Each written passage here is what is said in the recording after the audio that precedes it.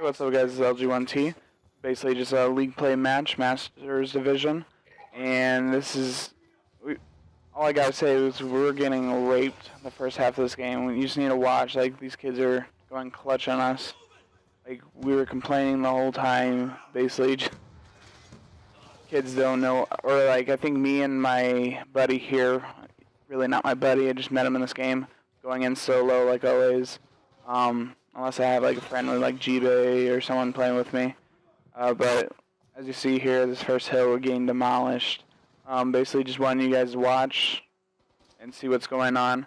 We're trying to push this hill as much as possible. I'm running some stuns and a Simtex. Maybe get him stunned so I can kill him a little bit.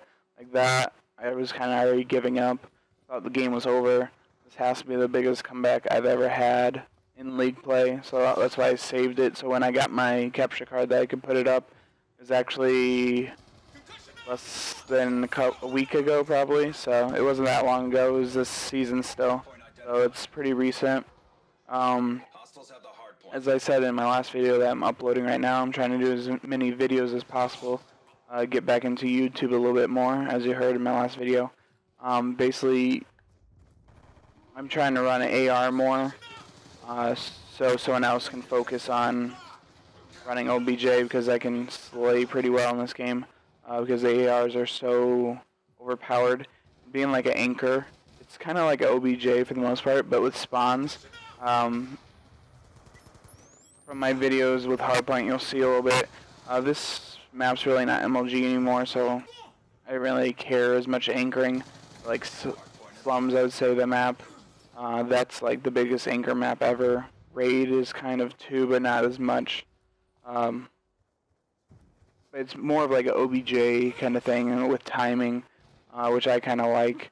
I get to stay back and kind of hold spawns and make sure we get good spawns. Basically, if you don't get those good spawns in a good hardpoint game against a good team, you're basically going to lose the match if they can kill or slay you pretty well.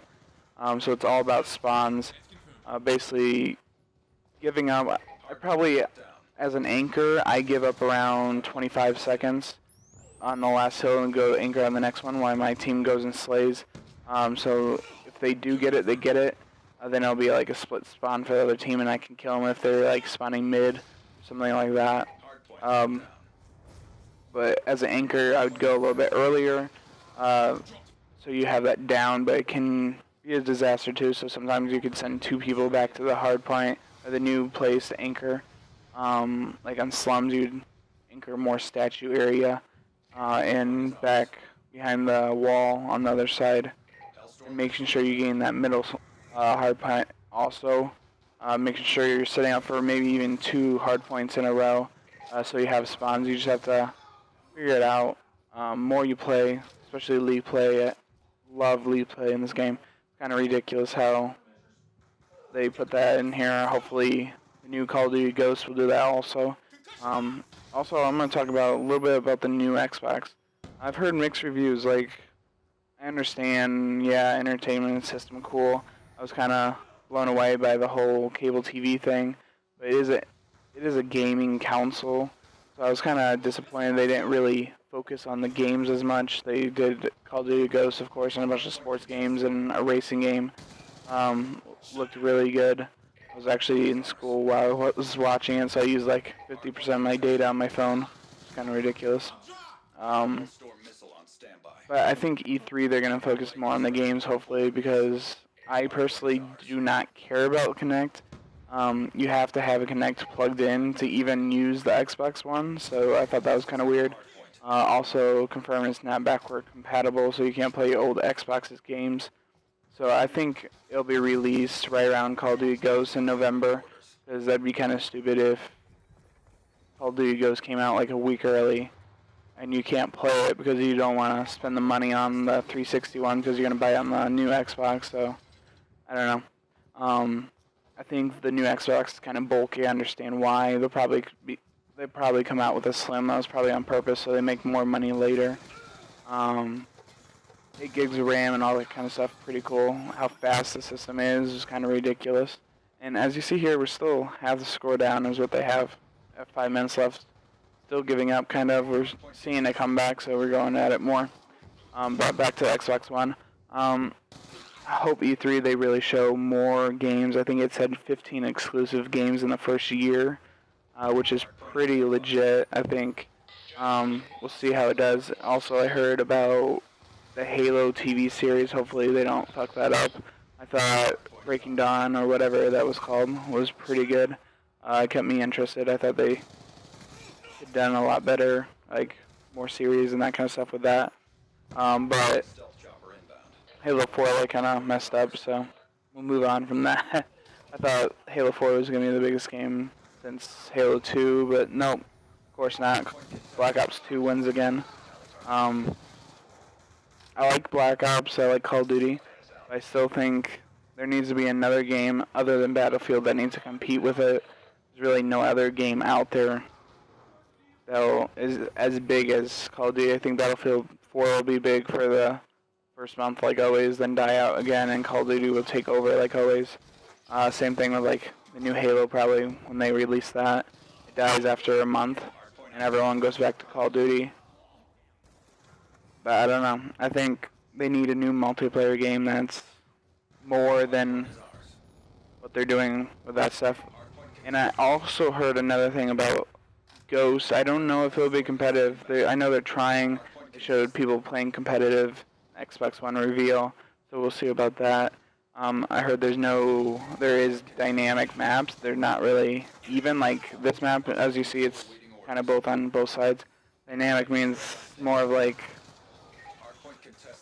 not even an overflow, more like maybe overgrown. That's kind of dynamic, or not dynamic.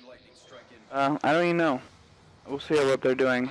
I think it'll be more like a Battlefield kind of maps, which kind of sucks for competitive, but whatever they want to do, really don't have control of it.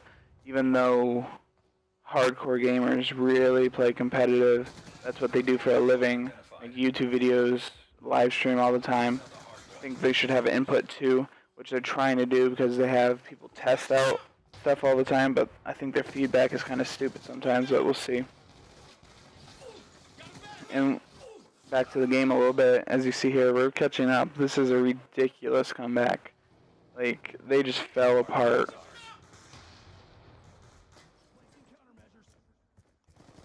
And I do have tactical mass on too. It just depends what you're running. Like, I would say like a CTF.